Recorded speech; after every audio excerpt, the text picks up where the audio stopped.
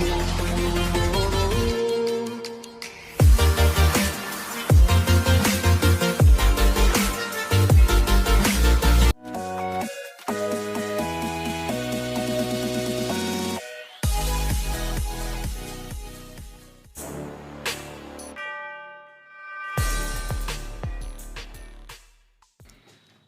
Friends, नमस्कार। आप सभी का स्वागत है आपका अपना यूट्यूब चैनल स्टडी टॉप में।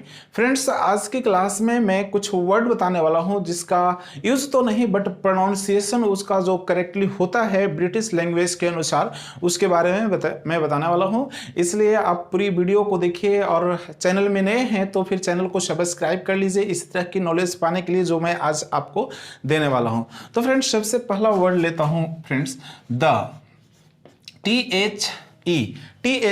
फ्रेंड्स, आप इसे द बोलते होंगे या दी बोलते होंगे, लेकिन किस कंडीशन में क्या बोलना है ये आपको आज सही इसका प्रोनाउंसिएशन है वो जानना है, ठीक है। तो फिर फ्रेंड्स, ये आपको पहला, और दूसरा जो मैं बताने वाला हूं वो बताने वाला हूं ऐसे इसका, ठीक है। और तीसरा जो बताने वाला फ्रेंड्स वो है ए। आपको तीनों वर्ड दिखे ना, तीनों वर्ड का जो उच्चारण है वो अलग अलग कंडीशन में अलग अलग होता है। जो भी आप इसको जानते हो, लेकिन आप इसे पूरे वीडियो को देखिए, पता चल जाएगा तीनों का कि जो इसका करेक्ट प्रोनाउंसिएशन है वो क्या है। तो सबसे पहले हम बात करते हैं इसका, ठीक है, इसका यानी कि THE का। तो फ्रेंड्स, THE का जो उच्चारण है ना उसके दो कंडीशन है। पहला कंडीशन आप ये देखेंगे कि ये लिखा रहे ऐसे, प्लस में वोवेल, क्या हो, वोवेल। कहने का मतलब है फ्रेंड्स कि THE लिखा हो और उसके बाद जो वर्ड आ रहा है उसका पहला लेटर या फिर उसका उच्चारण वोवेल से हो, तब इसे फ्रेंड्स दी पढ़ेंगे। आज आप समझ पा रहे हैं ना। जैसे THE लिखा हो और उसके बाद जो वर्ड आ रहा है उसका जो प्रोनाउंसिएशन है फर्स्ट लेटर का वो अगर वोवेल हो तो फिर इसको क्या पढ़ेंगे, दी पढ़ेंगे, ठीक है, दी पढ़ेंगे। जैसे दी एलिफेंट पढ़ेंगे, ठीक है। दी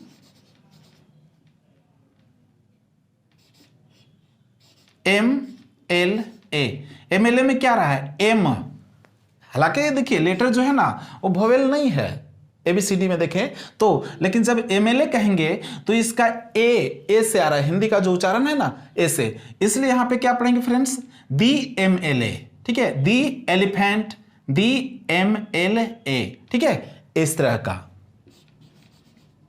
दी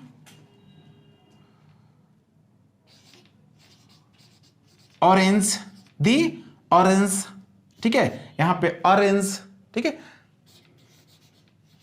दी अम्ब्रेला, दी अम्ब्रेला, जो ना ये देखिए यहां पे एलिफेंट, ए हिंदी के में गौर कीजिएगा, एलिफेंट ए आ रहा है वोवेल है, MLA ए अम्मा ए आ रहा है ना वोवेल है, ओ ऑरेंज ओ आ रहा है वोवेल है, अम्ब्रेला वोवेल है। तो इस तरह अब देखिए इसको क्या पढ़ेंगे, ए सभी का दी पढ़ेंगे ना, दी पढ़ेंगे। मुझे याद रख पाएंगे ना, जब TH लिखा हुआ हो उसके बाद जो वर्ड हो और उसका फर्स्ट लेटर का प्रोनाउंसिएशन अगर वोवेल से हो तो फिर उसका यानी कि THE को द बोलेंगे।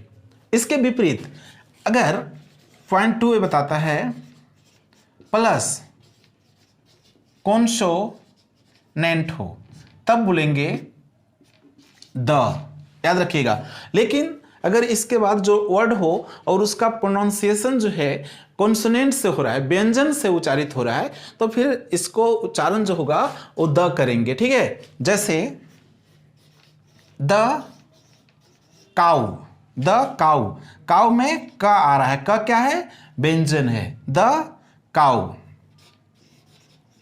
The man, the pen, the Red Fort. तो फिर फ्रेंड्स ये देखिए सभी का जो उच्चारण है ना यहाँ पे क्या बोलेंगे? द बोलेंगे।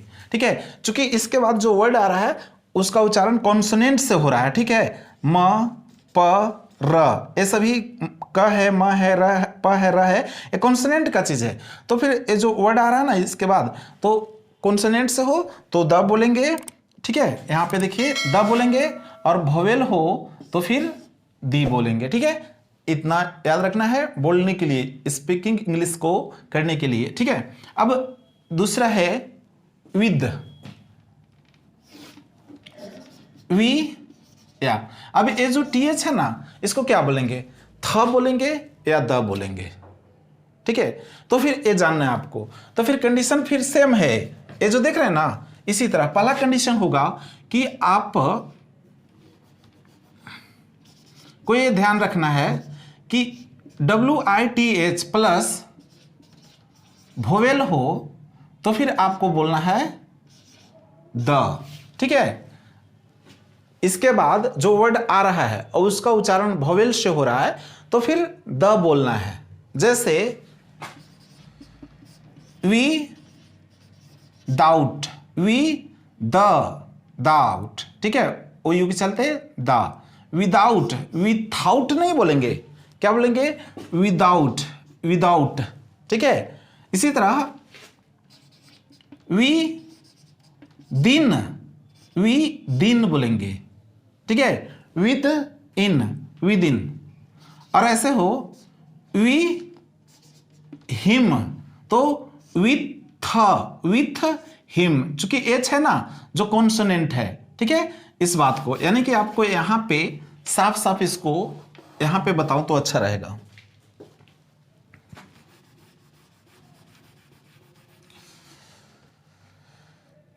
दूसरा पॉइंट, प्लस कॉन्सोनेंट, तो फिर इसको बोलेंगे थ। ठीक है, द थ। WITH के बाद जो वर्ड हो उसका उच्चारण अगर कॉन्सोनेंट से हो तो फिर थ बोलेंगे यहां पे TH को। ठीक है, जैसे हिम तो विथ, इसको क्या बोलेंगे? थ, विथ हिम। इसको विद आउट, विद इन, इसको विथ हिम। ठीक है, with him, with you, with you, with Ramu, with Ramu, with family, with family, with family नहीं करेंगे, क्या करेंगे? With family. ठीक है, क्योंकि यहां पे जो इसके बाद क्या है? यू कॉन्सोनेंट है, एच कॉन्सोनेंट है, आर कॉन्सोनेंट है, एफ कॉन्सोनेंट है। तो कॉन्सोनेंट रहेगा तो था बोलना है, जबकि वोवेल रहेगा तो द बोलना है। विदाउट, विद इन ना।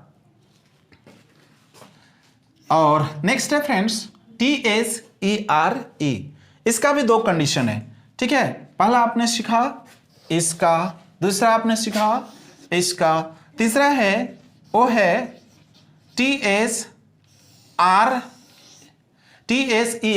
ठीक है, इसको आप देयर बोलते हैं या देयर बोलते हैं। एक एग्जाम्पल से इसे आपको क्लियर कर देते हैं क्या बोलना है। ठीक है, वहां एक लड़का है, वहां एक लड़का है। ठीक है, ये बात कर रहे हैं हम THERE की। ठीक है, इसका उच्चारण क्या किया जाता है? तो फिर वहां एक लड़का है, एक सेंटेंस मैंने हिंदी का लिया है आपको इसको समझाने के लिए, बताने के लिए। ठीक है, इसका ट्रांसलेशन करेंगे फ्रेंड्स तो होगा THERE, यही वाला सेम है, इज अ बॉय। इसके बाद फिर लेटर सेम होगा,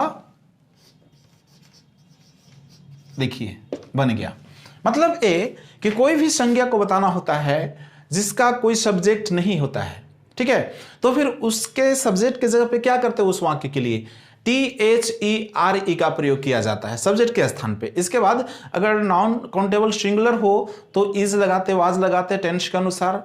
प्लूरल हो तो आर ओवर का प्रयोग करते हैं हेल्पिंग वर्ब में, और उधर जो नाउन होता है उसको दे देते हैं। अगर इसको हम इसको हटा दें कि वहां को, तो क्या बचेगा, एक लड़का है, तो एक लड़का है। अब वाई इज करेक्ट नहीं होता है, क्या ग्रामेटिकली रॉन्ग हो जाता है सेंटेंस, तो उससे पहले सब्जेक्ट के स्थान पर दियर का यूज करना पड़ता है। ठीक है, जैसे 10 बच्चे हैं तो दियर आर 10 चिल्ड्रेन।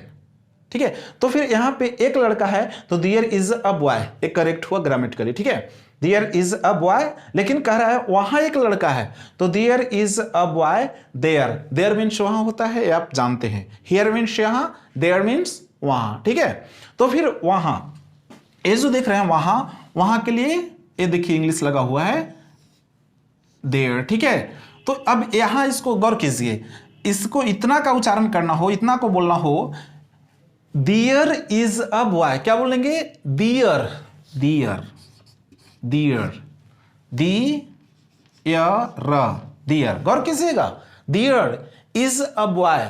यहां पे इसको क्या बोलेंगे, लेटर तो सेम है बट यहां इसको बोलेंगे देयर, हियर देयर, क्या बोलेंगे, देयर। गौर कीजिए, अब देख लीजिए फर्क। ठीक है, यहां पे यानी कि ए सेम वर्ड सब्जेक्ट के स्थान पे है तो इसका उच्चारण दियर हो रहा है, जबकि वो ऑब्जेक्ट के स्थान पे है तो देयर हो जा रहा है। अब तो समझ गए होंगे आप फ्रेंड्स कि जब सब्जेक्ट के स्थान पे सेम लेटर को THERE को यूज किया जाता है सब्जेक्ट के स्थान पे तो उसको दियर बोला जाता है, और इसका जो हिंदी अर्थ होता है ना, वो कुछ नहीं होता है, नथिंग, केवल वो सब्जेक्ट नहीं होता है वाक्य में, इस चलते उसको बैठा दिया जाता है कि चलो भाई तो बैठो सब्जेक्ट के स्थान पे, रहो, फिलअप करो। और जब उसको ऑब्जेक्ट के स्थान पे किया जाए तो फिर उसका हिंदी हो जाता है वहां। हिंदी अर्थ क्या होता है, वहां, और उच्चारण क्या होता है, देयर, दियर नहीं, देयर। ठीक है, और इसका हिंदी अर्थ क्या बनता है, वहां, वहां, ये आपको हिंदी अर्थ हुआ यहाँ का। और दोनों में कॉमन सी बात है कि इसमें देखिए टी जो है वो कैपिटल लेटर है। ठीक है, कैपिटल लेटर है, और इसमें टी क्या है, स्मॉल लेटर है।